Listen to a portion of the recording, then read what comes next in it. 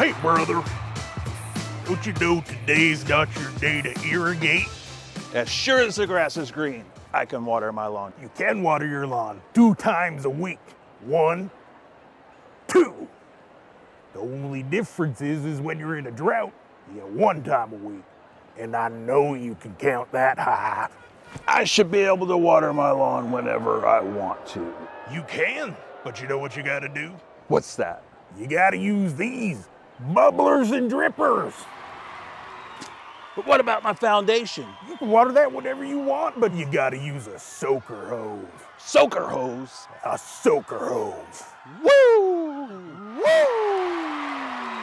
Woo! Woo! Woo! Dig it, brother. One more thing. Your grass clippings, you can't be blowing those into the street. They might get into the drainage system and clog it up.